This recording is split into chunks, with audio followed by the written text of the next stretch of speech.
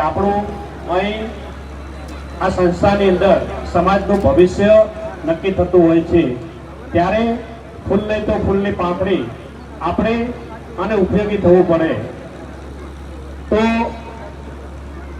મારી ગ્રાન્ટમાંથી આ સંસ્થાને 11 લાખ રૂપિયા હું દાન કરું છું અને ઉત્તરોત્તર સમાજની પ્રગતિ થાય એના માટે કાયમી હર હંમેશા અમે તો સાથે જ છું અને સાથે રહેવાનો.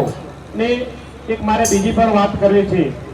જ્યારે જ્યારે આપણી ચૂંટણીઓ આવતી હોય છે ને જતી હોય છે અને આપણે બધા જાતિવાદમાં પડતા હોઈએ છીએ, એટલે ઘણીવાર સાહેબ અહીં સમાજ જાતિવાદ કરતો હોય છે. પણ એક મારે તમને કહેવું છે કે જ્યારે આપણી પેટા ચૂંટણી આવી ત્યારે શંકરભાઈ સાહેબે અધ્યક્ષ હતા અને અધ્યક્ષ સ્થાન પણ સાઈડમાં રાખી અને તમારા દીકરાને જીતાડવા માટે મેદાનમાં આવ્યા હતા. એટલે લોકો વાતો કરે કે શંકરભાઈ જાતિવાદ કરે છે, તો ક્યાંનો જાતિવાદ?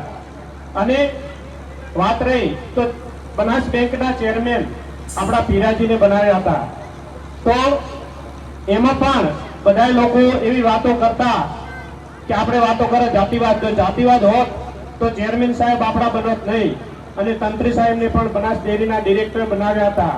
અને આજે જ્યારથી બનાસ ડેરીના ચેરમેન શંકરભાઈ સાહેબ બન્યા ત્યારથી આપણા દીકરા દીકરીઓ 400 જેટલા બનાસ ડેરીની અંદર નોકરી પણ કરે છે.